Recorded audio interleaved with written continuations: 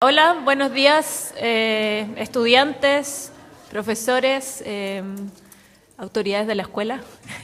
Gracias por estar acá. Hoy día estamos muy contentos en el marco de la celebración de los 30 años de la Escuela de Periodismo de la Universidad de Portales en tener acá en esta mesa a 3 destacados exalumnos documentalistas, donde vamos a conversar hoy día de cómo es hacer documental, cómo es el tránsito a lo mejor desde el periodismo hacia el documental, y vamos a conocer también sus proyectos en los que han participado y en los que también están por venir.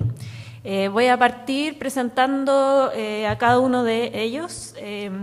Con nosotros está Lorena Ayaquino, que es periodista, posgraduada en guiones de la Universidad Complutense de Madrid, directora, guionista, docente en distintas casas de estudio. Ha trabajado durante su carrera como realizadora audiovisual para la televisión chilena y extranjera, en producciones para People and Arts, BBC, La Sed de Italia, Discovery Channel. Para TVN realizó el documental La Pequeña Gigante y El Rinoceronte Escondido, sobre el paso de Santiago de la compañía francesa de teatro callejero Royal Deluxe. En España desarrolló también labores de directora, guionista, productora ejecutiva en programas educativos y campañas audiovisuales para la Asociación de Televisión Educativa Iberoamericana.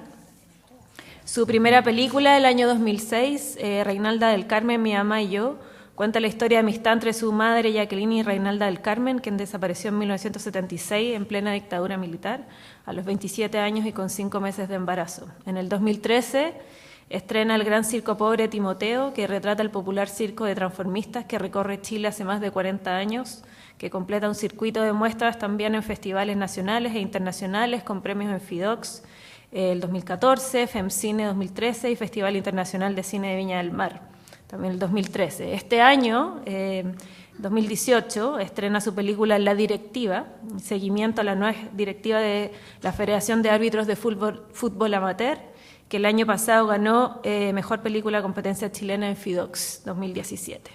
Ella es exalumna de la generación del 90. Pachi Bustos, acá a mi lado, Patricia Bustos, también es periodista, realizadora, docente universitaria, máster en cine documental de la Universidad Autónoma de Barcelona. Se ha desempeñado como realizadora en programas también de televisión chilena, como investigadora y asistente de dirección en documentales nacionales e internacionales, como en Malditos, la historia de los fiscales ad hoc, de Pablo Insunza, y Calle Santa Fe, de Carmen Castillo.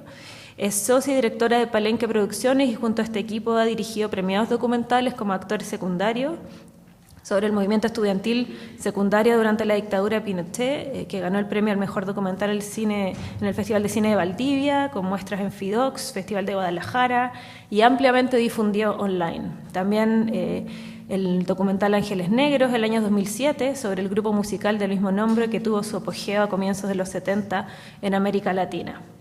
El 2012, Pachi Bustos estrena Cuentos sobre el futuro, la historia de 4 jóvenes que viven a las orillas de Santiago, 20 años después de participar cuando eran niños en un taller de video noticiero sobre los problemas de barrio.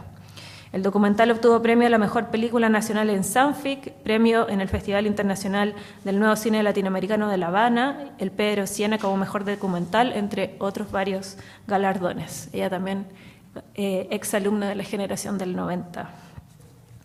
Y Fito Gárate, Rodolfo Gárate, documentalista, docente también en distintas universidades y productor independiente, socio de Modo Viral.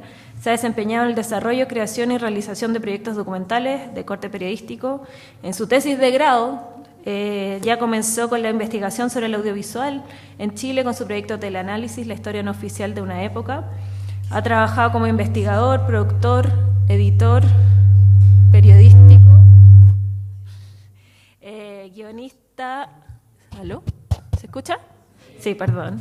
Guionista, realizador audiovisual, siendo parte de equipos de destacados programas de televisión como Biografías de Canal 13, Hot Science en National Geographic, Piel de Jaguar, TVN, Ciudadano K en televisión, ¿Por qué en mi jardín? De Televisión Nacional, Gran Angular de 3TV, y Rutas, fusión de Univisión, en documentales también como Reinalda del Carmen, Mi mamá y yo, y el Royal Deluxe, La Pequeña Gigante. Acá tenemos acá los documentalistas nos conocemos trabajando.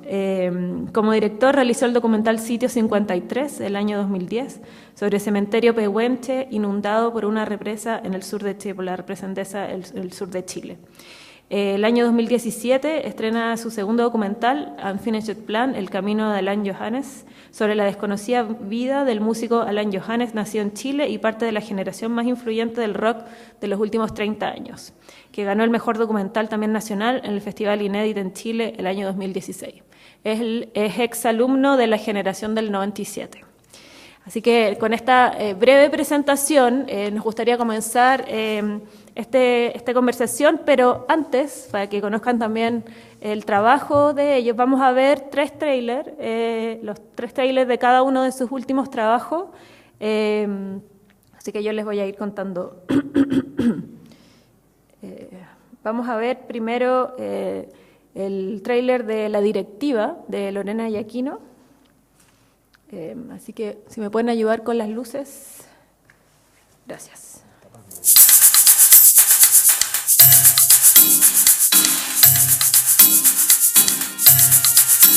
Yo voy a proponer algo acá. Que se eligiera el presidente y el presidente eligiera a su electores. A mano alzada lo vamos a votar. ¿Están de acuerdo con esa postura?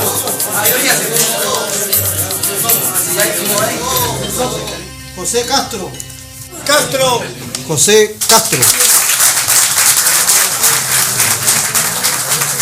Espero que los que he elegido sean para ustedes y para la federación el engrandecimiento para ella. Al principio me va a costar armar. Les pido su cooperación.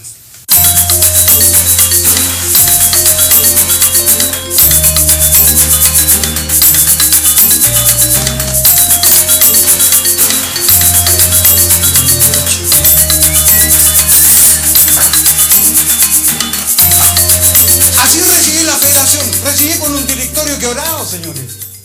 Quebrado. Que en vez de venir a ayudar a hacer las cosas, venían a discutir. Y así todos me trataron de ignorante. Perdónenme. Así todos me trataron de ignorante. ¿Ustedes creen correcto eso, hijo? ¿Ustedes creen que uno no se siente? ¿Acaso no soy ser humano? Nosotros necesitamos los informes financieros por el periodo contable. ¿Cuáles son los periodos contables? Correcto. Del 1 de enero a 31 de diciembre.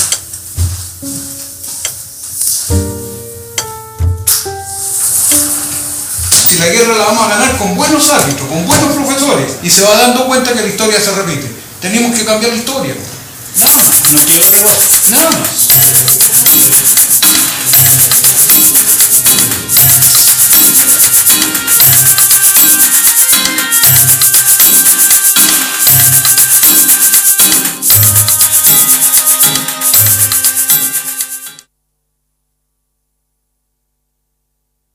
Inmediatamente el otro.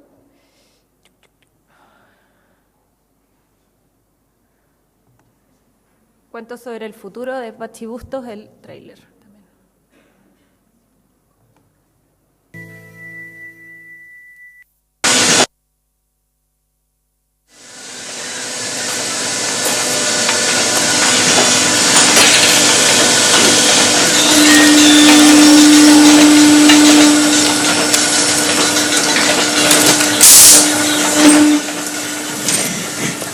Uno, dos, tres, probando.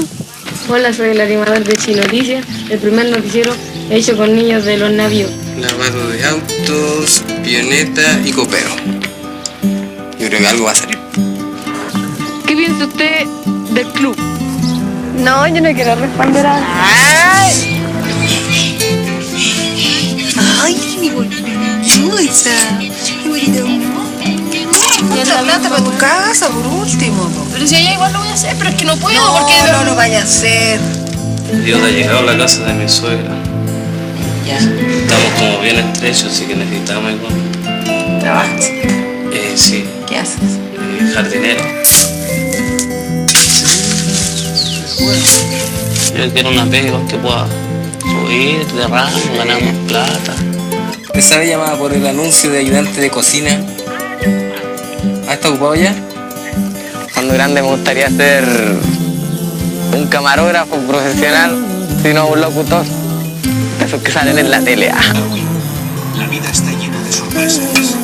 Siempre te he dicho, puta, mírate en mi espejo, o sea, está de más decirte, weón, que No quiero que seas como ella.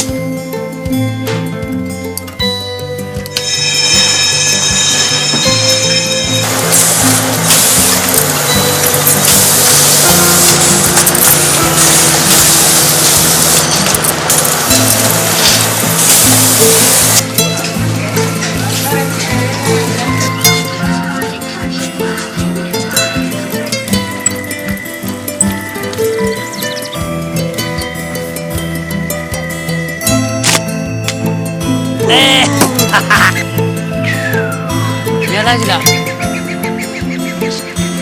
Cuando tenga plata voy a hacer aquí un hotel con piscina aquí en este caso aquí arriba. Puta que rico soñar.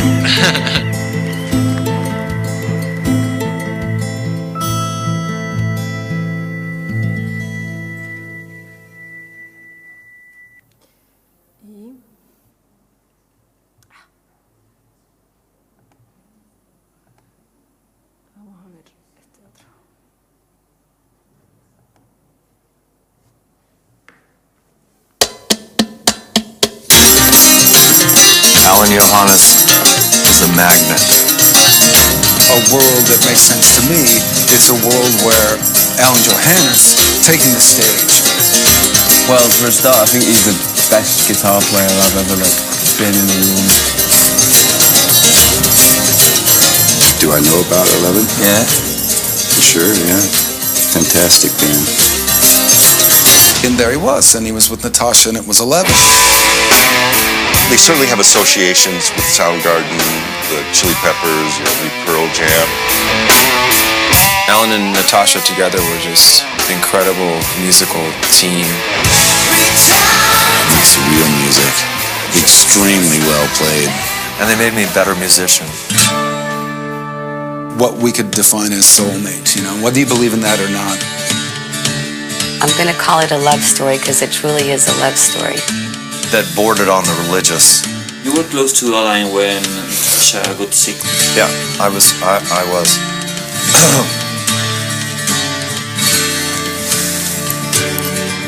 That's not easy. Scared, and that was like the scariest moment of my life. Always stay by her side till the very last second. To survive losing that is probably the biggest challenge that Alan has had in his life by far.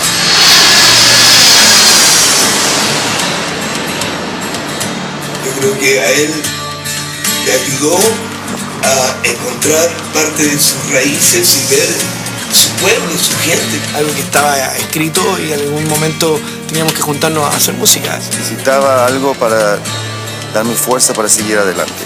Y eso lo encontré aquí. There's no need to feel too secure, because nothing really is secure in life. It's only an illusion anyway. And yet connected to something that I think is beyond a human experience.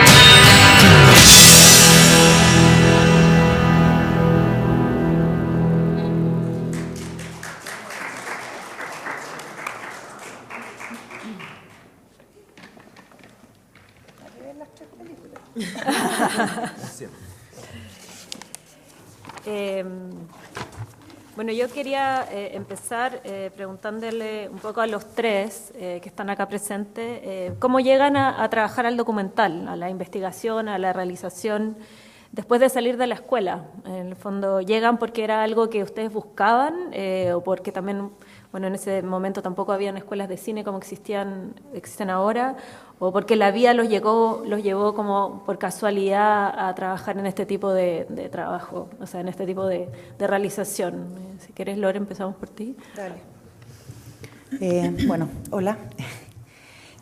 Particularmente, bueno, desde la escuela yo tenía muchas ganas de hacer periodismo de investigación, no tenía ganas de hacer periodismo periodístico, o sea, periodismo más duro. Y claro, antes de entrar me debatía entre escuelas de comunicación audiovisual y periodismo, pero preferí periodismo porque, tantas razones. Ya en esa época esta escuela tenía una vocación audiovisual bastante como de vanguardia, entonces eso ya te acercaba. Y yo recuerdo que no había mucho espacio tampoco para hacer periodismo de investigación escrito, y caí en el proyecto Rock and Pop, que fue un proyecto de un canal juvenil que se hizo que partió el año 95 y que fue un hito en ese momento, y es un momento digno de recordar en la historia de la televisión chilena. Por lo tanto, ahí me empecé a relacionar un poco más con el documental, terminé yéndome a España. Fue bastante intuitivo, no es algo que yo haya buscado tan racionalmente, sino que de repente la vida te lleva de manera mágica y te empezáis a acomodar, y se empiezan a hacer películas. Sí, fue un camino bastante intuitivo, sí. Y creo, y ahora estoy convencida de que fue la mejor elección haber estudiado periodismo y haber elegido la Portales. No es yo estoy muy orgullosa de haber estudiado acá, sí.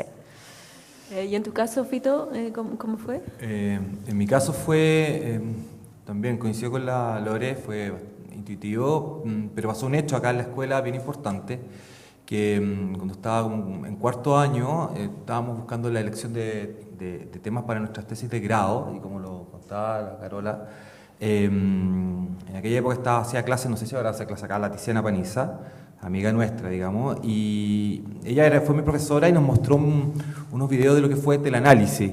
Yo no sé si acá los conocen, en ese tiempo no se sabía nada de teleanálisis, y ahí hay un tronco de la historia del documental en Chile más reciente, que nos tocó investigar con el José Navarrete. Hicimos la tesis, nos fue muy bien, nos gustó mucho cómo quedó, y nos dimos cuenta que ahí había un tránsito y una mezcla entre el mundo del cine y el mundo del periodismo, en lo cual yo siempre me he sentido bastante cómodo, y de ahí en adelante la vida te empieza a llevar, uno también empuja también los hechos, y terminamos en el mundo del documental, y siempre tratando de hacer algo desde la no ficción. Pero hubo un momento clave que fue aquí en la escuela, en el mundo, cuando estábamos haciendo la elección de nuestra tesis de grado. Pachi, cuéntanos cómo fue tu incursión. Bueno, en mi caso también tiene sus orígenes, podríamos decir que acá en la escuela, porque estando en quinto año yo inicié mi tesis en un tema que era espacios audiovisuales y transición democrática, donde yo de alguna manera exploraba comparativamente qué es lo que estaba pasando en el mundo como de la televisión pública a comienzos de los 90, en las productoras independientes alternativas, y en la televisión comunitaria, en todo el mundo del video popular. Y a través del mundo del video popular me vinculé, digamos, con estos grupos de televisión comunitaria, e inicié un taller de video en la población Los Navíos, que es algunas de las imágenes que veíamos de esos niños con las cámaras. Ese era un taller que hacían estudiantes de periodismo de la Chile, y yo me uní a ellos. Entonces desde ahí ya inicié como un trabajo en ese camino, para posteriormente, ya muy entusiasmada con esto del documental y del audiovisual, partir a España a estudiar este máster en cine documental, que es como cuando yo vuelvo de alguna manera reconvertida al documental, porque antes de eso trabajé en el programa Cuéntame, trabajé en Buenos Días a Todos, siempre igual había estado en una línea como más audiovisual, pero fue cuando partí a estudiar y regresé, que ahí ya en el fondo seguí este camino, porque de vuelta inmediatamente iniciamos la producción de Actores Secundarios, que es el primer largo que dirijo. ¿Tú querías agregar algo? Sí, lo que pasa es que ahora, escuchando a los colegas / amigos, claro, es bien sintomático, porque yo la tesis acá en periodismo también la hice sobre el circo de Timoteo, siguiendo los 40 años de historia del circo. Fue una tesis bastante polémica en su momento, no desarrollaré la idea. Y ese es el tema de mi segunda película también. En algún minuto quise publicar y de repente me di cuenta que era para hacer un largo documental también. Entonces, escuchándolos quería agregar, porque parece que todo partió también un poquito de los trabajos de tesis. Interesante que como que la génesis también haya sido acá en la escuela, de alguna forma, el bicho también documental. Y retomando lo que dicen ustedes, como yo creo que una de las cosas como que son también más enigmáticas de trabajar en el documental es cómo uno llega a los temas. mucha gente, o sea, algunos dicen es una metodología o se va armando con el tiempo, o algunos documentalistas dicen también como los temas me encontraron, o sea, como que no es que uno los estuviera buscando, sino que de alguna forma uno se encontró en la vida con un tema documental que te dijo hay que hacerlo, ¿no es cierto? ¿Ustedes creen que hay como patrones de repente en los temas que ustedes han realizado como documentalistas? ¿Cómo encuentran los temas? ¿Qué hay de periodismo a lo mejor en la búsqueda de esos temas? Me gustaría conocer sus opiniones. No sé, Pachi, Bueno, en mi caso, Actores Secundarios, que es el primer largometraje, fue una película muy bonita porque la hicimos en colaboración, digamos, como un grupo de amigos. Hoy en día es como medio impensable de repente cuando uno está más grande, como en el fondo hacer estas películas sin recursos, pero en ese momento realmente había una urgencia por parte nuestra de contar esta historia invisibilizada que era la historia del movimiento estudiante secundario en los 80, en la dictadura. Se conocía más o menos qué había pasado con la lucha de los estudiantes universitarios, lo que habían hecho los pobladores, como otros frentes, pero nadie sabía realmente que había todo un movimiento y una historia maravillosa en estos cabros de colegio que estaban en enseñanza media y que con esos 15, 16 años estaban ahí también arriesgando su vida y luchando por derrocar a la dictadura. Entonces, con mis amigos que habían sido parte de este movimiento, siempre salía este tema, ¿no? Tantas historias, tantas anécdotas, y bueno, venía llegando de España con este máster, con ganas de hacer una película, entonces la iniciamos así colectivamente. Muy bonito porque es sin recursos, es como poniendo plata a nosotros, con el amigo camarógrafo, el amigo montajista, entonces es una película como muy fresca en ese sentido, muy como urgente, quizá a diferencia de las siguientes, en ese momento tenía como entre deformación y cualidad periodística, la primera película que era como este deseo como de contarlo todo, entonces es una película muy exhaustiva que aborda muchos temas y que de alguna manera, tal vez en términos de lenguaje, no está tan desarrollado, no es tan profundo, pero sí había esta necesidad por contar esta historia, ¿no? Entonces por eso la iniciamos. caso con los temas. Con los temas, yo creo que uno se enamora también de los hechos, que eso creo que pasa un poco en las escuelas de periodismo, o sea, nosotros contamos la historia desde lo que pasa. Y ahí yo creo que en el mundo del documental tiene que ver también con la búsqueda de los temas o los hechos, y tiene que ver con las biografías de cada uno también. Hay cosas que te mueven personalmente y que sabes que si tú no las haces, no las va a hacer nadie. Y ahí hay un poco el espíritu de la gente que hace el documental, que como comentaba Pachi, hay cierta urgencia.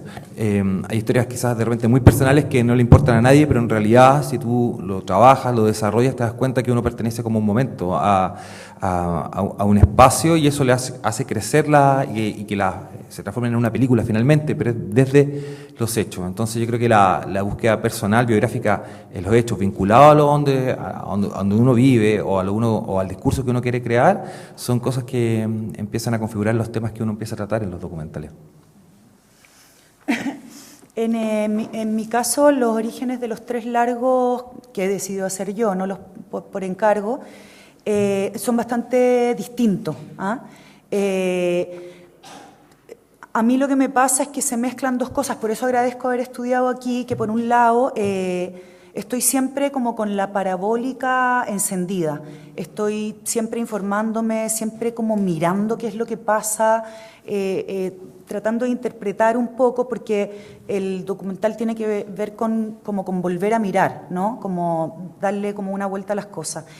Entonces es importante saber que el proceso creativo va de la mano de la investigación, no es poner la cámara y que la realidad pase.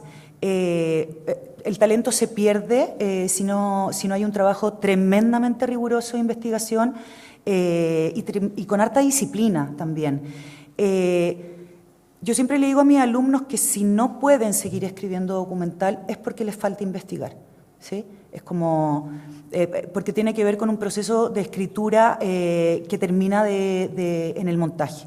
Entonces, lo lindo de hacer documental, de buscar una exploración y de interpretar la realidad, es que se establece una metodología que yo creo que también es una metodología que sirve para la vida. Porque en este proceso de investigación también hay una toma de decisiones bien importante. que también es personal. Entonces, más allá de los temas, hay un motor que es emotivo, las historias tienen que portar emociones, y eso se traduce también en un sentido de urgencia por contar estas historias. En mi caso los procesos son bastante largos, digamos, o sea, necesito meterme como en los mundos, en los universos fílmicos, digamos, para realmente establecer el punto de vista, porque es mucha información, entonces en algún minuto uno tiene que tomar decisiones y tiene que ser súper riguroso en eso. Retomando lo que dice Lorena, quería llevarlos a ver unos extractos también y un poco después de eso pensaba ir uno a uno, ir hablando un poco de lo que significó esa investigación como audiovisual, ¿no es cierto? ¿Te parece? ¿Vemos el extracto de Reinalda? Dale.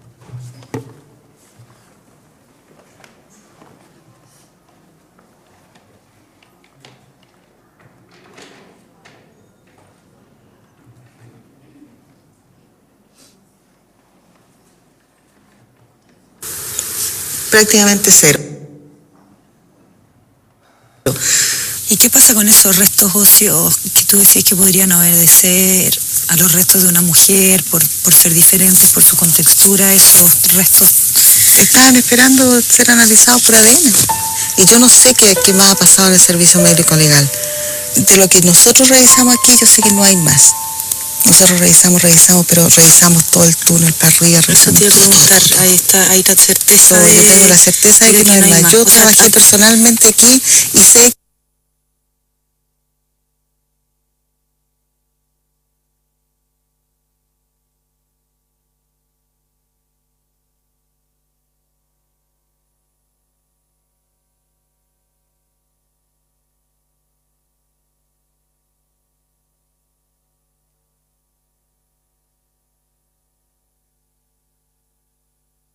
Sí, sí.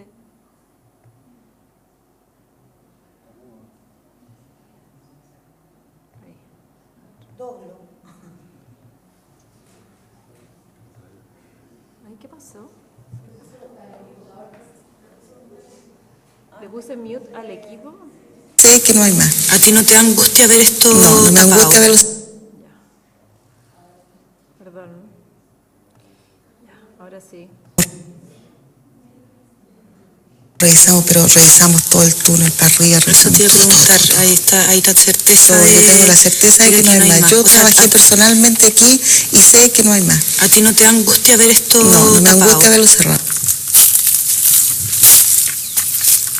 Esta es la entrada de la mina. ¿Te quiero ayudar a salir? O sea, a subir. No. Para que dejemos las flores aquí y salimos. No, súbelas tú. ¿De verdad? Sí. ¿No quieres intentarlo? No. ¿Te da nervio estar aquí? Sí. ¿Un poquito? Sí. ¿Las dejo yo? Ya. ¿Por la Pati? Ya. ¿Como las dejamos el otro día? Ya.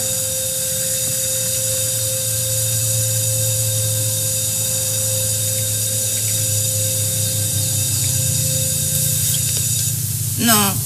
Bueno.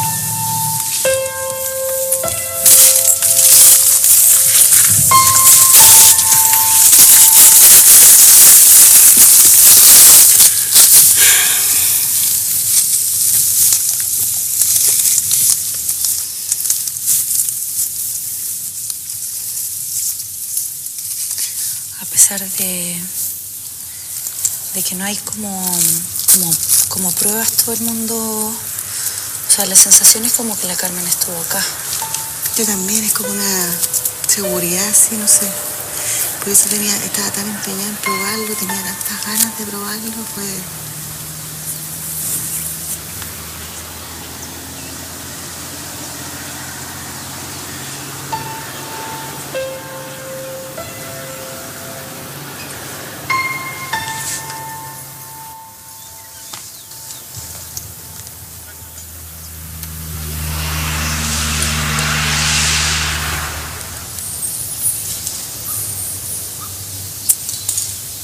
En medio del rodaje mi madre sufrió una crisis inesperada, con un diagnóstico confuso, que la tuvo hospitalizada en el mismo lugar donde había estado esos 2 meses después del coma diabético. Esta vez solo fueron 3 días, pero recibí la petición médica de no seguir grabando con mi mamá ante la exigencia emocional que le provocaba revolver sus recuerdos. Empecé a darme cuenta que recuperar la memoria no solo podía ser un logro. Mi acto fallido también podía producir dolor. Intuía que la necesidad de recordar, reconstruir y recuperar la memoria se trasladaba desde mi madre hacia mí y quedaba en mis manos. Empecé a sentir el deber de hacerme cargo de los datos y testimonios que estaba recibiendo. El camino de la especulación comenzó a crecer y continué investigando para saber hasta dónde podía llegar. Me dejé llevar por la obsesión de saber lo que pudo pasarle a Carmen. Ah, es una casa particular. ¿Y usted no sabe dónde se puede haber ido? No, aquí no he ido nunca. ¿Ah? Aquí nunca. Si yo tuviera algo que te pudiera aportar, te juro que te lo haría con todo gusto y ganas. Sería mentirte, porque yo la verdad que nunca vi una detenida desaparecida ni una detenida. Me han preguntado muchas veces, incluso me han querido involucrar con detenidos. De hecho, yo cosa que me ha dolido mucho. Sí. El juez me procesó porque él estimó que yo había cometido el delito de asociación ilícita con el comando conjunto. Ajá. Pero no porque yo hubiera participado en ninguna cuestión ni de tortura, ni de detenciones, ni nada de eso. Y primero yo no le puedo decir, no le voy a decir o sea, no le voy a afirmar lo que usted quiere. Yo no le puedo decir si efectivamente tuvo o no tuvo una investigación ordenada por ese magistrado. Entonces no le puedo confirmar eso. Ahora, si usted quiere hacer esa gestión, yo creo que le puede ir bien. Ya. Pero yo no le puedo decir que efectivamente tuvo una investigación de ese tipo.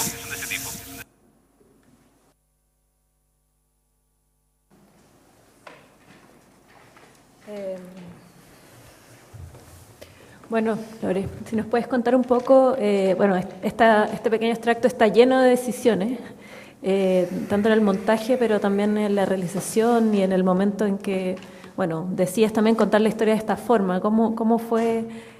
Háblanos un poco de este extracto específico. Un poco retomando lo que decía antes, no es dejar que la realidad pase delante de la cámara porque hay ciertas cosas que uno no controla. Nunca más voy a hacer un documental en primera persona, me cuesta verlo todavía.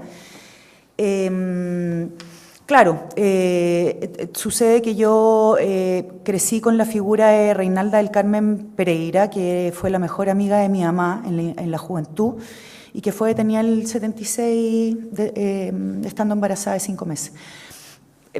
Le preguntaba mucho a mi mamá, pero no tenía mucho interés por este personaje, por su entorno, pero no, hasta que mi mamá cayó en coma y cuando despertó después de 2 meses, despertó con daño cognitivo y se generó la urgencia. Si mi mamá no me cuenta, ¿quién me cuenta? Entonces decidí hacer esta historia, pero no como un caso de derechos humanos, sino que desde el punto de vista de una historia más íntima que tenía que ver con la maternidad y la pérdida. Por cierto que por debajo estaba la capa de esta investigación y entonces el plan era recorrer esos lugares que habían sido escenarios de esta amistad para ver si mi mamá podía recordar y ayudarme a construir esto. En el camino nos obsesionamos un poco también con saber qué es lo que le había pasado a Carmen. Fito fue asistente de dirección e investigación clave. Y entonces estábamos ahí, ¿no? De hecho, el equipo también estaba como muy investigando. El Pablo Valdés, el director de fotos, se queda hasta las 4 de la mañana y llega al día siguiente con información. Y sucede esto, que no está en plan, ¿no? Que ya llegamos a Cuesta Barriga, donde supuestamente habían tirado los restos de todas estas personas que fueron detenidas en calle Conferencia, primero y después lo que se llamó el caso de los 13. Y yo dije, bueno, no puedo grabar con mi mamá, no puedo, voy a devolver la plata del fondo audiovisual, digamos, no tengo película. Pero en algún minuto también me di cuenta que lo que estábamos haciendo con mi mamá era un paseo un poco turístico, es un poco frívola esa palabra, y que no necesariamente iba a ser una película catártica, o sea que no todo iba a terminar bien. He sido bastante cuestionada por esto que sucedió. lo comprendo, entonces decidí hacerme cargo de lo que me estaba pasando, que tenía que ver con lo que le había pasado a la Carmen, y en ese momento no se sabía, se supo poquito después del documental, no teníamos ninguna certeza jurídica, y entonces fue un camino bastante intuitivo donde yo empecé a hacerme cargo un poco también de lo que tenía que ver con los testigos y todo. Entonces, claro, es como el que el documental está dividido en dos. La primera parte tiene una cosa como más cinematográfica, más íntima, y la segunda parte tiene que ver con una exploración un poco más periodística. Entonces la película se transforma finalmente como en un making of, como en el intento de hacer esta película que tiene muchos fallos, digamos. Sí, la película ayudó de alguna manera con algunos datos a movilizar ciertas cosas y luego a esclarecer otras. Y desde el punto de vista dramático, perdona, porque tenemos que contar historias y esas historias tienen que tener cierta progresión dramática, este momento se terminó convirtiendo en lo que se llama un punto medio en guión, que tiene que ver con el momento en que la lucha cambia, o el objetivo cambia, o el punto de vista cambia. Entonces, bueno, logré terminar contando una historia. Es súper loco porque esta película se hizo en 10 meses y es como el sueño del pibe de un documentalista. Es como que nadie parte rodando y termina estrenando en 10 meses.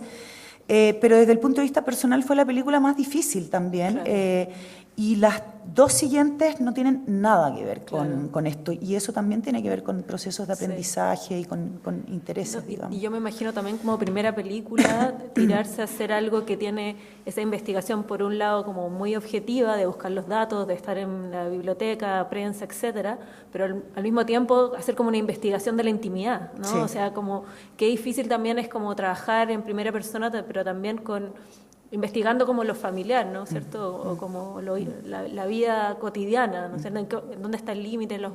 O sea, yo creo que es bastante difícil, sobre todo como primera experiencia, sí. Me imagino. Sí, bueno, hacer un documental en primera persona ya es difícil, y que fuera el primero, por ejemplo, la decisión de estar en cuadro era algo que yo no tenía visto. Cuando nos juntamos con el equipo, fue el equipo el que me dijo, tienes que estar ahí, y en cuadro, digamos, no con una presencia... por lo tanto, el equipo de alguna manera pasó a ser un director de escena, y ellos me permitieron mirarme a mí, porque yo no sabía cómo mirarme. Y eso es súper bonito, porque más allá de que finalmente el director tiene la decisión final, es un trabajo súper colaborativo. En el documental, sobre todo, el equipo, a mí me gusta trabajar con equipos pequeños, son fundamentales y se involucran muchísimo también con el proceso de investigación, te ayudan a mirar muchísimo. Y entonces aquí el tema de la toma de decisiones fue especialmente complejo, porque no teníamos, además desde el punto de vista periodístico, ninguna certeza jurídica en ese momento. Entonces también había una cosa muy especulativa y muy intuitiva también, y muy obsesiva. Gracias. Vamos a ver ahora un extracto de actores, bueno, pero no tener el problema que tuve recién, creo que está acá, que lo pusimos acá. ¿Está ahí desde el play? No. Dale tú. A ver.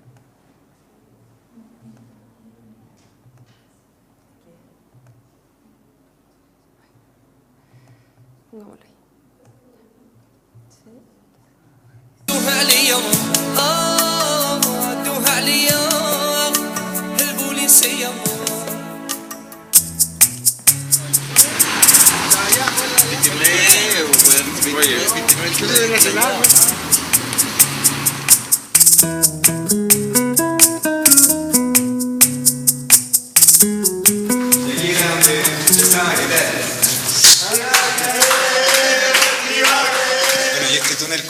lo que es Camin 29 con Camin 21. Claro. Y justamente en este pedazo, que es como la encerrona donde se hace el eco, es cuando aprovecháis, digamos, para manifestarte, gritar, digamos, que sí, y todo, y empezar el típico, bueno, iba a caer. Si pasabais por el túnel, teníais que saltar y gritar, iba a caer. Había que tapar esa luz que está allá. Uno tenía que venir, o sea, estaba todo planificado. Entonces llegaba alguien, agarraba un cuaderno, agarraba un bolso, listo. y quedaba en oscuro. Y quedando en oscuro se armaba el taco allá, se armaba un taco acá, o sea, empezaba el choclón y ahí uno saltaba, gritaba.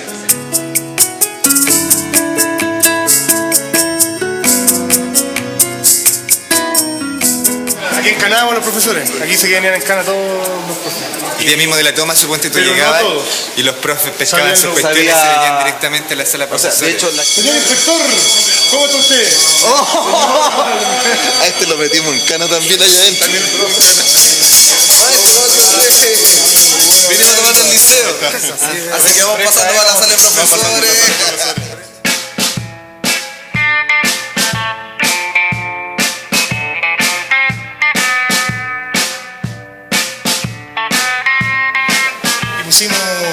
Electrificamos esta weá.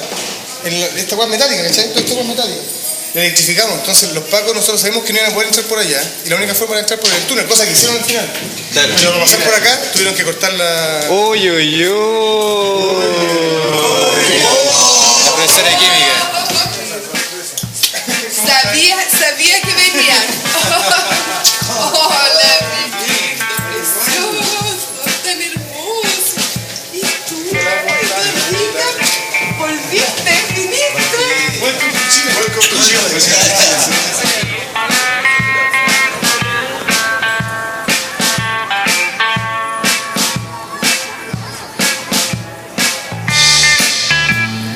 Entonces, por lo general, partíamos panfleteando y el panfleteo era como el cañonazo inicial.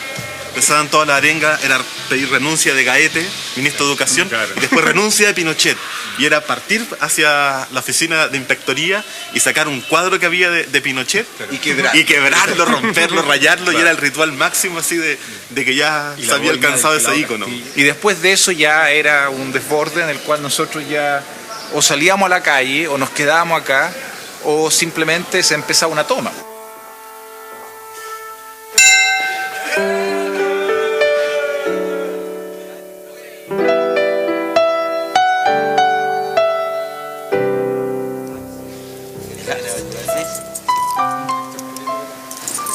Y se perdieron mucho también. Los Vergara, Maigret, Paredes. El Torín, bueno. El Torín, el chico, el Mauricio Gómez. El Pumpún. El Pumpún. Bueno, nosotros en el liceo igual es cierto, dentro de todo había mucha efervescencia y éramos cabros bien sanos, era un grupo bien bonito en realidad el que teníamos. Pero también sufrimos harto desde el punto de vista afectivo, bueno. A nosotros nos mataron a 27 cabros del liceo. Del 76 al 89 murieron 27 cabros de nuestra edad, ¿cachai? Hermanos, compañeros de curso, weón. Y puta, eso era un golpe también para los viejos, porque viejos comprometidos con militancia o sin militancia igual estaban con nosotros y muchas veces nos salvaron el pellejo ellos, weón. Salíamos muchas veces arrancando a sus casas, weón, o con ellos saliendo de acá cuando la CNI nos andaba persiguiendo, weón. Igual eran tiempos rígidos.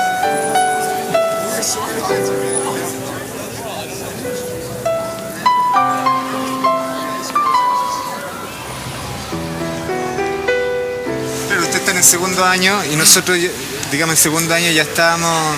De hecho, yo en segundo año ya estaba preso, había caído como 3 veces preso. Pero ahora nosotros ya como que lo miramos de un punto de vista más lejos, que no estamos ahí, pero como que escuchamos más por los abuelos, mi abuela cuando habla. Pero a mí ya no... ¿Qué edad tiene tu papá? Mi papá tiene 35. 35, la verdad nosotros. Es que tuve un primo que estudió aquí, más o menos en esos años. Pero eso es lo único que me ha contado. Que en esos años era revolucionario el liceo. ¿Entonces hay cuántos muertos ahí en el liceo de la dictadura militar, no? ¿Tienen una idea? ¿Cuántos compañeros del liceo que ustedes mataron en dictadura? Como ustedes, estudiantes. Pero es que eso nunca lo van a decir. A todos los presidentes de curso. Yo sabía que a todos los presidentes de curso lo habían... No fue todo. Pero del liceo de este liceo murieron 27 chiquillos, igual que ustedes. 27. ¿Y qué pasa con el centro alumno ahora? ¿Qué movida tienen ahora? ¿En qué están? ¿Qué es lo que hacen? Cero aporte. ¿Lo eligen ustedes? Sí, pero lo elige cada uno. No se sabe si es democrático. Uno vaya La rayita deja ahí, después dicen no, al otro día sí, hubieran tantos votos. O sea, no hay nada. ¿Pero están politizados, van por partido? ¿Cómo lo hacen? No, si llegan las listas y invitan a 4 pelagatos a cualquiera vota por cualquiera. Ni quién sale. Lo único que se ve es para la fiesta.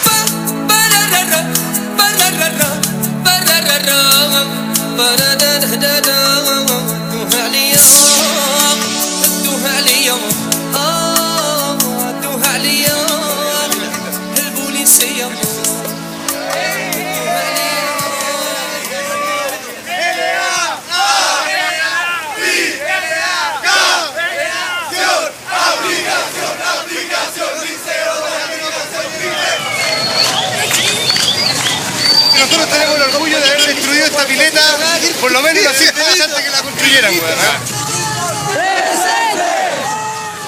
Y además cuando no la destruimos mal, lo usamos de plataforma para los discursos. ¿Te pedís que van ahí arriba? Yo no me acuerdo en realidad la weá que decía, pero era a la calle, compañeros, vamos a la calle y ahí a la calle. Rebaja el pasaje escolar a 5 pesos en la construcción de la federación, la democratización de la educación y el paso a la Federación de Estudiantes Secundarios de Santiago. ¡A la calle, compañeros!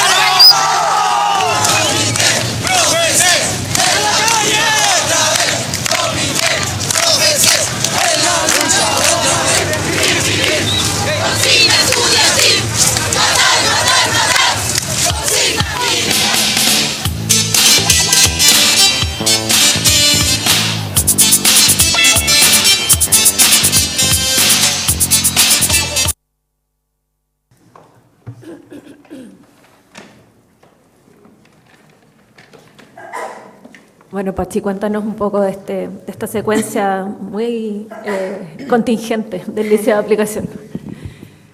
Sí, me encanta esta secuencia, refleja, digamos, varias cosas como del estilo, de las características de este documental. Por una parte, la opción de hacer un relato coral. En el fondo iniciamos una investigación intentando contactar a todas las personas que habían sido parte de este movimiento para reconstruir la historia, y parte de la historia importante era lo que pasaba en este liceo, en el liceo de aplicación.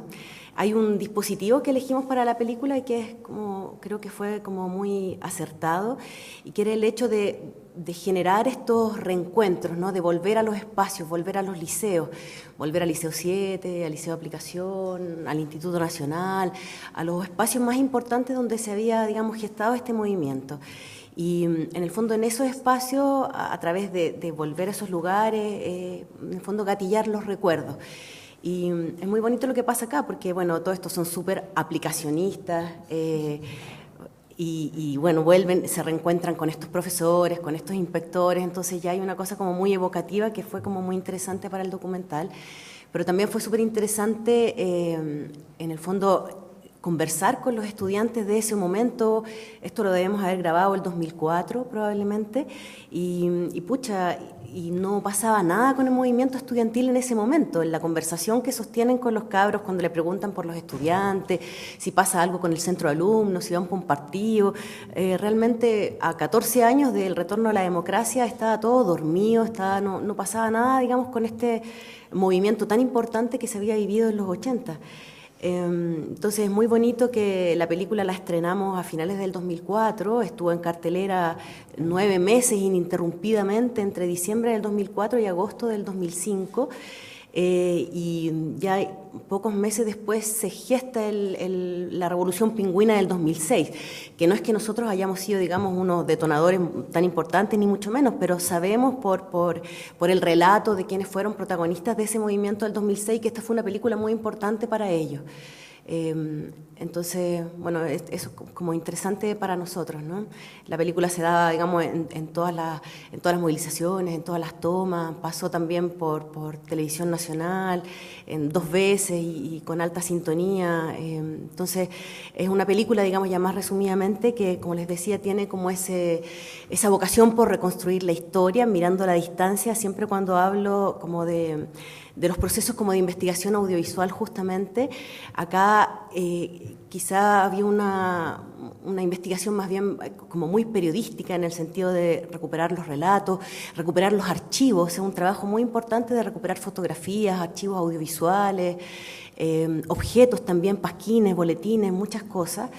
Y contar, bueno, esta historia, desde cómo se gestó, por qué, cuál era el contexto, quiénes eran ellos, o sea, como en el fondo, como, cuáles son los hitos principales, muchísimas cosas. Entonces es una película que por querer contar todas esas cosas va muy rápido, ¿no? Tiene un ritmo así como muy televisivo, que de alguna manera también recoge como esa frescura de los jóvenes. Ahí nosotros nos engrupíamos solo en el sentido como que fuera una película como muy rítmica, muy dinámica, que de alguna manera recogiera también la efervescencia de esos 16 años, ¿no? Eso, más o menos. Sí, y también como los archivos que dices tú, de alguna forma generan como un puente entre el pasado y el presente también. Ustedes ocupan harto también archivo de prensa, claro. Archivo no solamente, bueno, los pasquines y todo eso, pero eso también hace como el relato mucho más dinámico y muy, muy real. Es una película que tiene un desafío importante en el sentido que es una película que es fundamentalmente rescatar una historia del pasado. Si bien hacia digamos, el tercio final de la película igual está como una reflexión más desde el presente, fundamentalmente en su estructura es reconstruir esta historia del pasado que surge, digamos, entre el año 84 y hasta el 89. Entonces, claro, ¿cómo le das visualidad a ese pasado? ¿No? Entonces, por una parte, generando este dispositivo de volver a los lugares y por otra parte, revisitando todos estos materiales, todos estos archivos y generando muchas situaciones en torno a ellos. Gracias, Pachi. Fito. Vamos a ver el extracto de Unfinished Plan, sí. La parte que yo creo que es súper interesante para una escuela de periodismo también lo que pasa ahí en ese momento, en la entrevista. Entonces, por favor.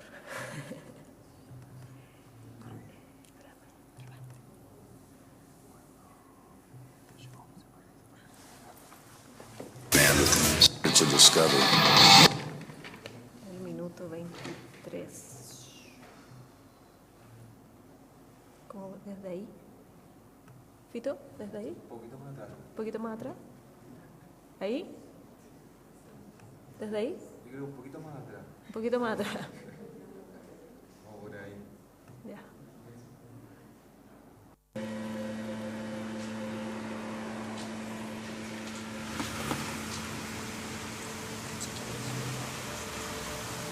You were close to the line when Natasha got sick. Yeah, I was.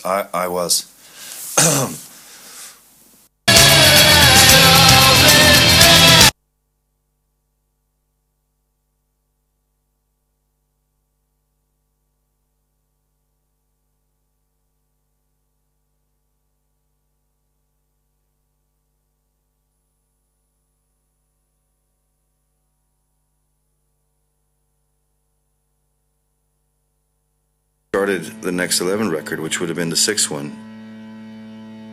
We recorded 5 songs, all kind of live in the house here, the living room, and they were some of our favorite things we'd ever done. Really vibey and live and very rockin'. A little bit after that, is when Natasha got diagnosed with, after months and months of trying to figure out what it was. She had a CT PET scan and they found, what was happening, and so we didn't continue, we didn't finish it, So there's 5 songs that are sitting around without vocals.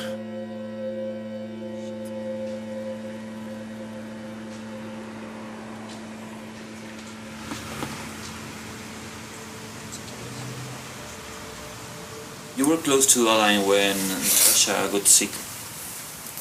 Yeah, I was.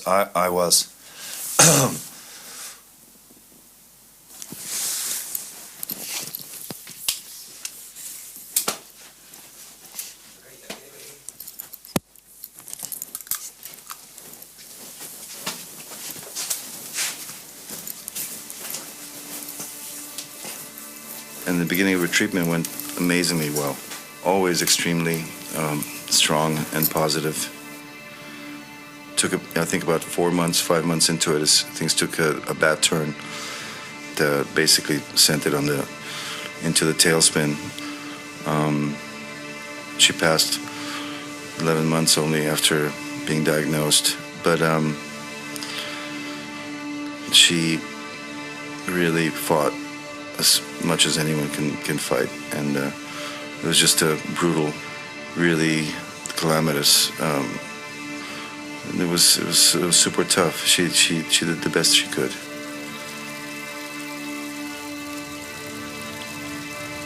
As if it was some kind of celestial joke. You know, she passed away at 11:11 in the morning. Just like of all the moments or all the minutes or hours of the day, that was it.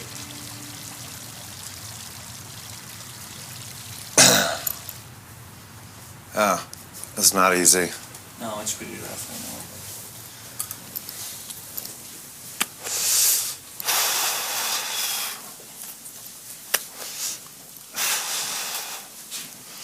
know. Yeah. It's funny. Life is funny, man. You know. God damn it. Fucking world. It was, very heartbreaking, but she still fought very hard. And, she knew that eventually, that she wasn't doing so well. And it was very hard for Alan. It really broke him for a while. Okay, go for it. Well, you were close to Alan when Natasha got sick. I was, yeah. Boy, that was a surprise. You know, music, any musician that's worth a shit is trying to create a bubble where there's no reality. Make your own reality. A utopia where you play music and and you travel the world and you try to see everything beautiful in the world that you can, And nothing bursts that bubble of non-reality like cancer, It is that sort of two halves of a whole, and when you put the whole together, and it actually does come together, it becomes this one thing that can be amazing, and they had that. And I think that's, to survive losing that is probably the biggest challenge that Alan has had in his life by far. Periodically, from the time that she passed on up till now, I could see someone who was, in a sense, just trying to find out if there's a reason to keep going, trying to find out if there is a reason to be alive after this loss, and trying to find maybe trying to find a North Star to look toward, the way that maybe he looked to her.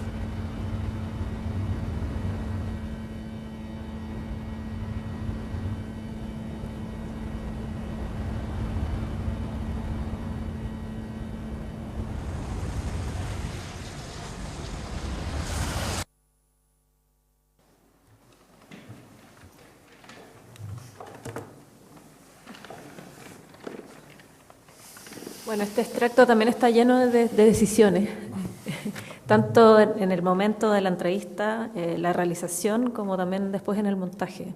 Cuéntanos un poco de este extracto específico de la película. Bueno, esta es una película que para mí es una historia de amor, una historia universal. El amor siempre, en cualquier cultura, en cualquier parte del mundo, tú la puedes entender. Y además que también está rodeado por el tema de la muerte, que también es otro tema universal, que es algo que también las películas documentales buscan mucho, que es que le hagan sentido a cualquier parte, a una persona en cualquier parte del mundo. Eso es bien clave, yo creo, personalmente pienso eso sobre el documental. Y el amor y la muerte en una película también tiene que ver con decisiones éticas, y eso era muy complejo en esta película, cómo hacerlo sin pasarnos de la raya, digamos. Y personalmente encuentro que lo logramos, nos lo han dicho que lo logramos, pero en esta escena en particular, que es un punto de giro, como hablaba la Lore hace un rato, bien importante, porque frente a nosotros estaban estrellas del rock, en fin, que se enfrentan a los medios de comunicación regularmente, siempre desde la sospecha de que les pueden hacer una mala nota o tratando de usarlos para hacer promoción, digamos. Pero nosotros tratamos de salir de eso y lo logramos. Y lo que le pasa a Josh Homme, que es el vocalista de Queen of the Stone Age ahí, es que a todos nos dejó de importar que era una estrella del rock. Era un amigo que vivió una situación que todos hemos vivido o vamos a vivir. Y después de desarrollar la entrevista, en la cual venía él con mucha energía, con ganas de hablar de Alain, se pasa esta situación y ahí está, yo creo que ya el oficio, quizás la Pachi y la Lola lo pueden compartir, de que cuando él se para, hubo cierto relajo en el equipo con el que estábamos trabajando y la intuición fue, todos nos quedamos quietos, porque ahí estaba pasando la película. Ese es el momento documental donde está lleno de realidad, que es algo que él empieza a hablar ahí. Entonces, cuando uno está frente a eso, tengo ese material, después hay que saber cómo tratarlo también, por supuesto. Y hace que esta escena sea clave dentro del devenir de la película en su totalidad. Y también es interesante también en este extracto lo que pasa en esa búsqueda de investigación, pero también como el tratamiento audiovisual, de empezar a buscar los 11 en todas partes, o los dobles en todas partes, sí. Como también como dar cuenta de ese mundo que ustedes querían hacer, ¿no es cierto? Claro, el proceso de investigación nos decía que el tema del número 11 en esta historia es muy clave. De hecho, la banda de los protagonistas, de Alain y de Natasha, se llamaba Eleven.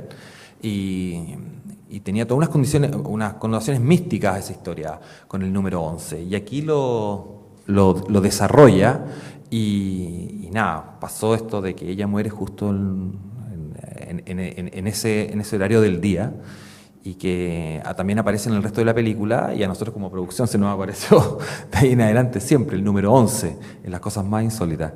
Pero también hay que estar pendiente a esos detalles. Eso tiene que ver con cuando tú ya estás dentro de la historia.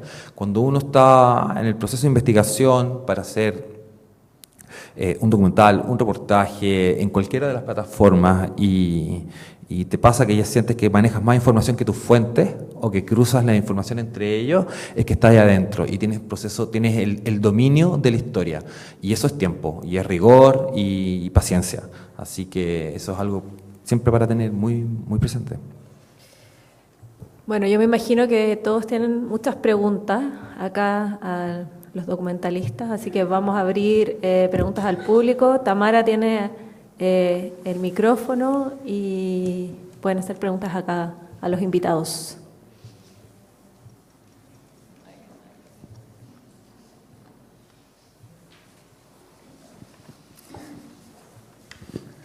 Hola, yo soy J. Loyola, soy profesor del ramo Audiovisual 4, estoy con mi curso acá, hacemos perfiles y entrevistas, y muchas de las cosas que están conversando ustedes las hemos de alguna manera explorado en el curso. Yo quería preguntarles cómo lo hacen para contar la evolución de un personaje que lo presentan al comienzo de una historia y termina siendo un personaje distinto hacia el final. Un poco para transmitirle a los alumnos cómo se construye ese personaje y cómo lo vemos primero y cómo lo vemos después, y la sensación que eso nos genera de cambio, de búsqueda, en fin. Bueno, quizá una de las cosas más importantes para eso que tú comentas es asumir que las personas que nosotros contactamos, que conocemos y que se llegan a convertir en protagonistas de nuestros documentales, en el fondo hay un proceso de conversión de esas personas en personajes. Todos somos personas mucho más complejas, digamos, tenemos como distintas características, pero cuando en el fondo se convierten en protagonistas de nuestros documentales, elegimos qué aspectos destacar, no lo contamos todo, entonces así también los vamos perfilando como personajes que sean reconocibles también por los espectadores. Y una cosa importante en eso que tú dices, que es muy importante que todos los personajes ojalá tuvieran este viaje, esta pequeña transformación, este desafío, ¿no? Por eso a veces cuando hablamos en clases sobre, en el fondo, cómo construir personajes, es importante eso, que ojalá tengan una motivación, una lucha, un desafío, un pequeño conflicto. No tienen que ser grandes conflictos, pero algo que los saque de la inmovilidad y nos permita, digamos, ver esa transformación, que en el minuto 1 de la película el personaje es uno y que ya hacia el final también vamos siendo testigos de ese viaje, se va complejizando, vamos sumando capas, ¿no? Y es un personaje distinto y mucho más rico hacia el final. Eso por una parte. Claro, uno convierte de alguna manera a las personas en personaje, pero no son actores, como en el caso de la ficción, por lo tanto en el proceso del documental también le pasan cosas. La teoría dice que los personajes debieran cambiar, no necesariamente superar su conflicto externo, pero sí su conflicto interno.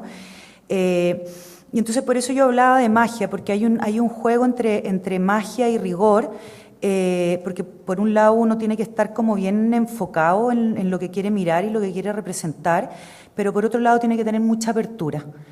Si uno va a rodaje con una cosa como muy rígida, no vas a poder mirar, no vas a poder aplicar pensamiento lateral, no te vas a poder hacer otras preguntas en el fondo.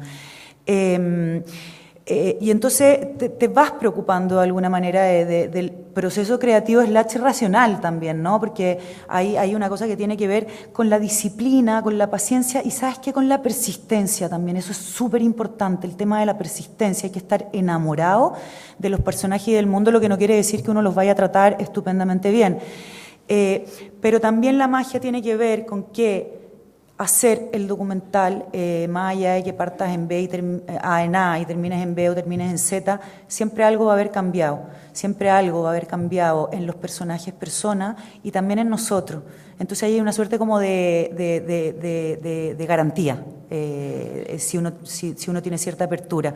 Y por otro lado, porque estos mundos y estos personajes muchas veces también se transforman en excusas, en lindas excusas para hacer reflexiones, que es lo que yo decía al principio.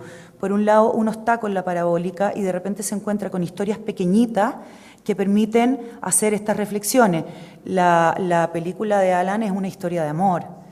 No es solamente contar la historia de un rockero.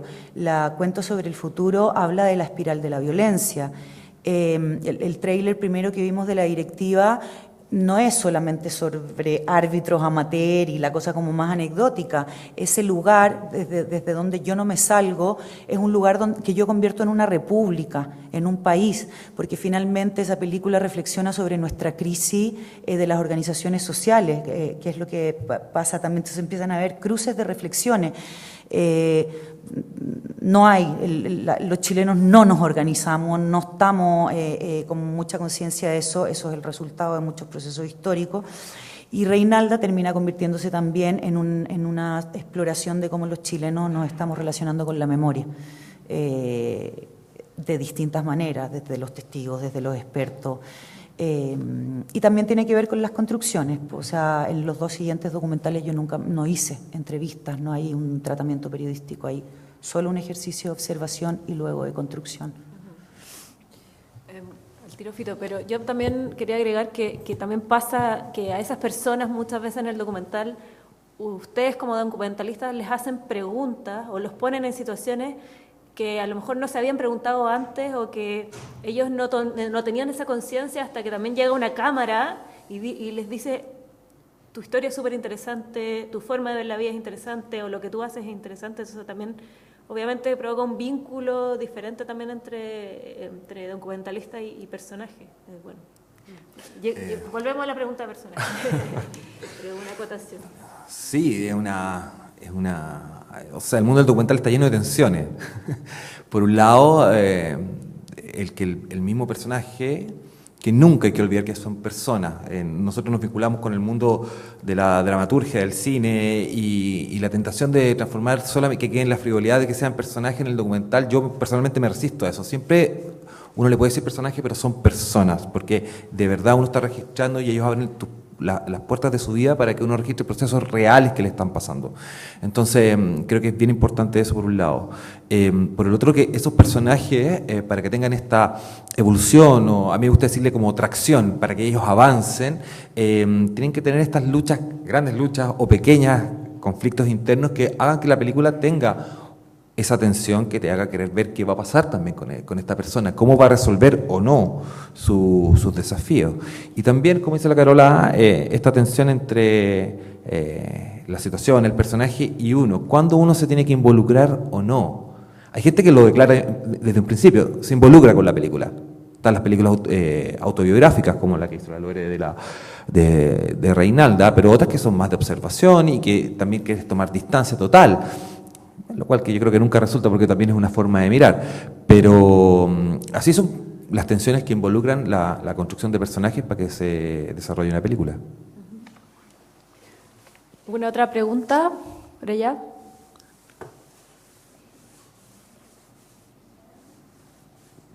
Yo tengo una pregunta, que es respecto al montaje y al tema ético al momento de hacer un documental.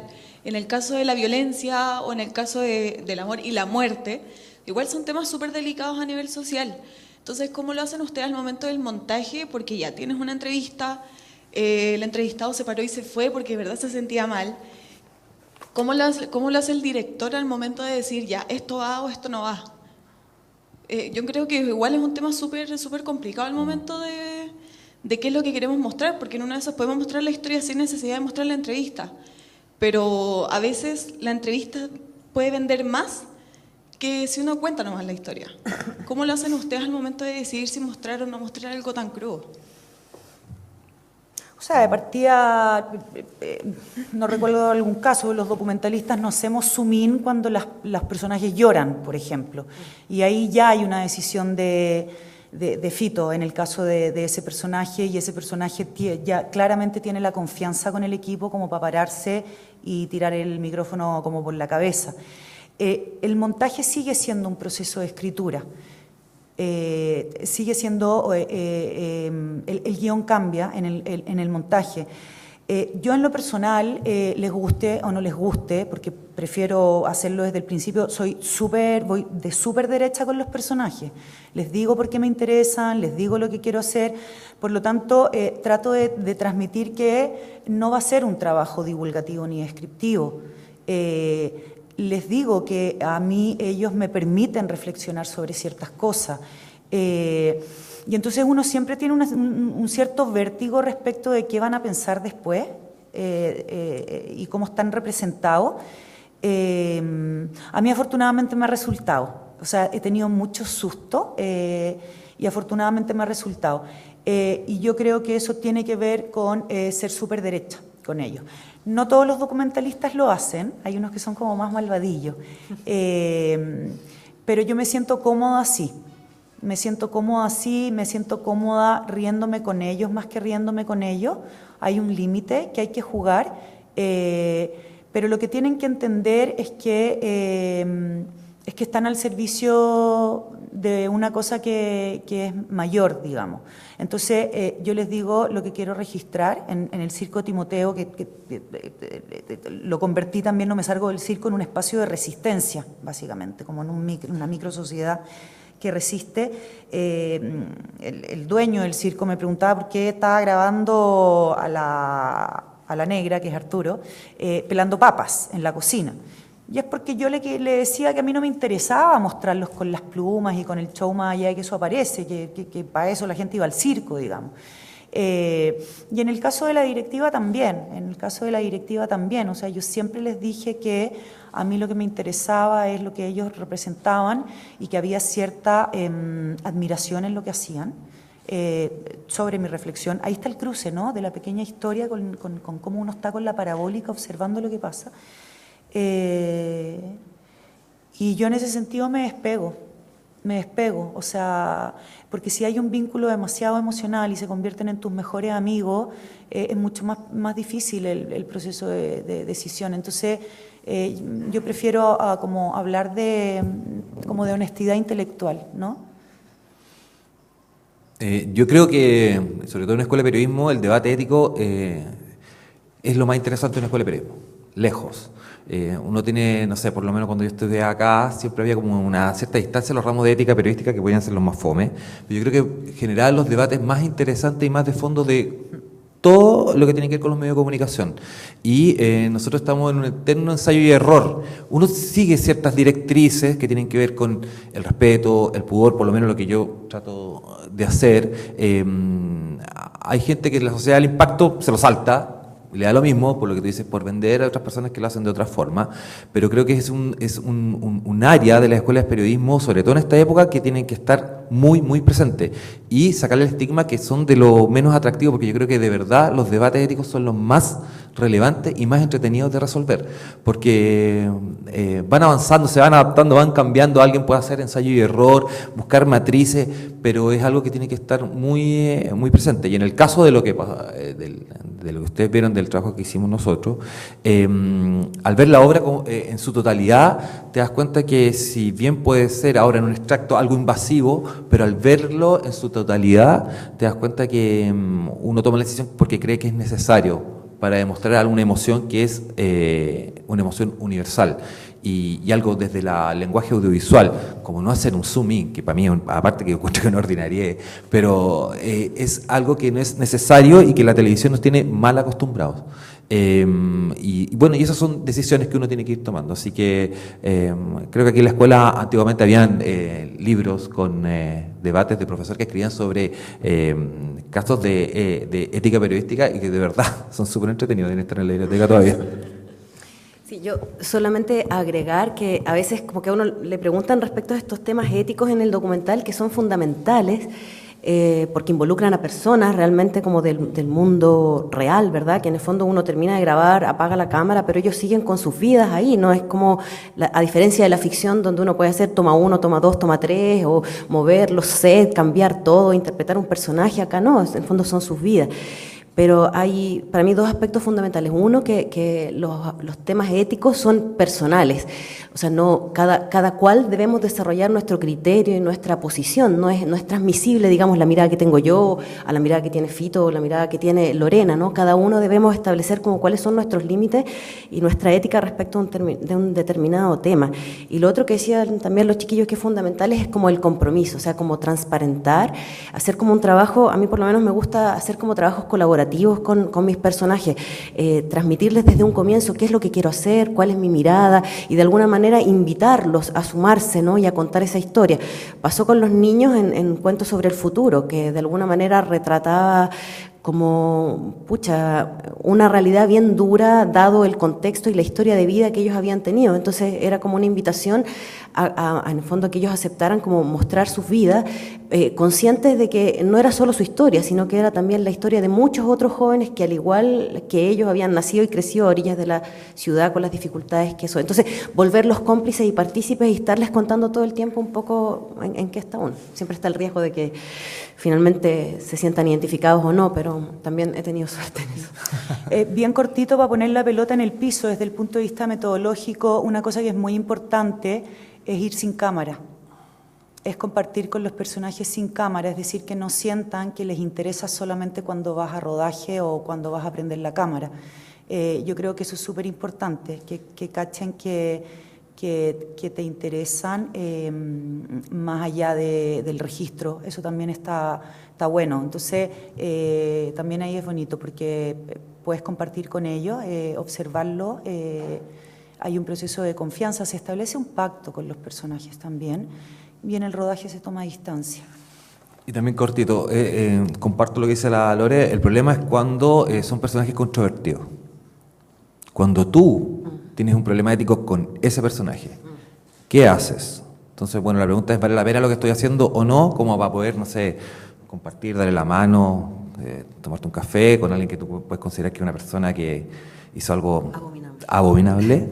Entonces, ahí, bueno, poniendo la pelota en el piso, es bueno también pensar en cuando esto se emita, se estrene, que valió la pena pasar por ese proceso duro personal. Pero es complicado cuando los personajes que tienes al frente son alguien que hicieron cosas muy malas. No sé si tenemos tiempo para una pregunta más cortita. ¿Alguna pregunta puntual? ¿Público presente?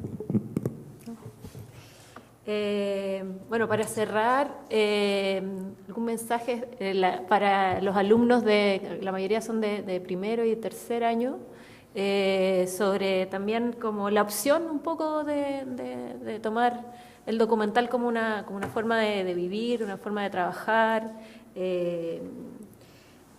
El otro día un alumno en la clase de documental me preguntaba, ¿qué hace un documentalista cuando no está haciendo su película? Me preguntaban como de qué vive también, ¿no? Y un poco como cuál es la opción de trabajo. Lo dejo abierto para pregunta de cierre, en el fondo. Yo no vivo el cine documental. Son pocas las personas, tal vez en estos dedos, en esta cantidad de dedos.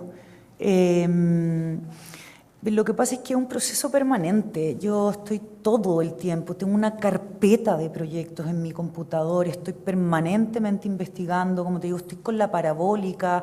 A mí el tema de la organización social o algo que me comentaba Fito cuando estábamos viendo que tenía que ver con el documental de Reinalda, como de alguna manera da cuenta de este choque con un muro, lo cito literal, de las víctimas que no, o de los familiares de las víctimas que no pueden saber. Entonces, más allá de que uno no vive el documental, yo no sé por qué uno se dedica a esto, pero claramente hay una pasión, hay un motor, hay una cosa que a uno lo hace persistir. Entonces, el rodaje no es solamente estar haciendo documentales. Entre medio uno hace pitutos, hace clases, se aprende mucho haciendo documentales también. Y una cosa que es súper importante, que tal vez generacionalmente cuesta mucho más ahora, es que hay que salir a la calle. Hay que tener calle. Sí.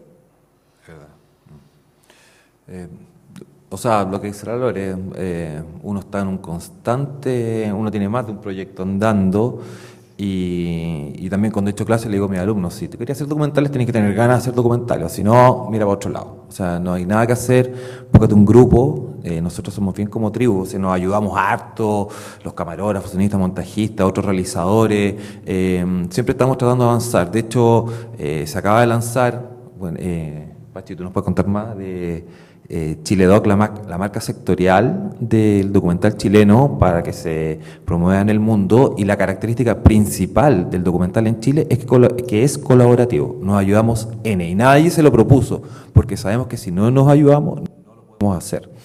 Entonces, eso, el que quiera hacer documentales tiene que tener ganas y trabajar en la televisión, hay gente que trabaja en el documental y hace radio, pitutos, fondos públicos, en fin, en Chile, y mirar también harto hacia afuera, porque en Chile también en la industria que tenemos es bien precaria, cada vez es más precaria, y hay menos espacios de difusión en la televisión, que la gente en otros lados no lo entiende mucho, pero bueno, eso es lo que nos tocó vivir, pero por eso es lo colaborativo es lo clave.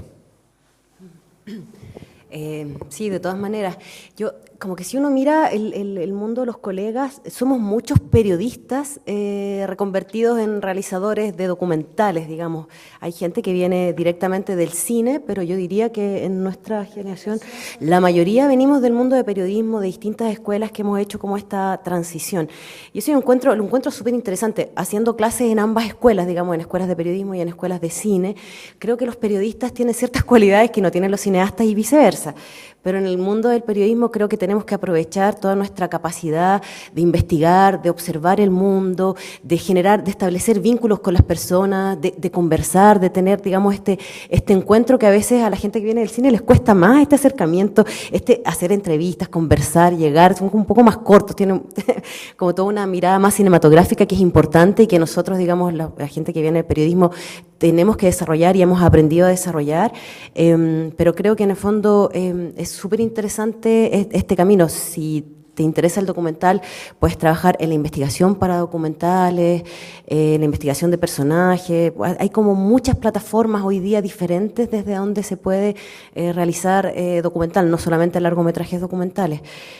Obviamente nadie vive exclusivamente de esto, pero sí es un camino que que realmente como que nos apasiona. Yo creo que quizá el consejo principal es que que uno siempre dice cuando hace clase, como que si van a embarcarse en un proyecto los próximos 2 o 3 meses, estén enamoradas de ese personaje, realmente amen ese mundo, porque si no van a terminar odiando. Son trabajos muy demandantes que requieren mucho tiempo, los profes somos bien hincha pelota, y requiere como mucha perseverancia y mucha constancia.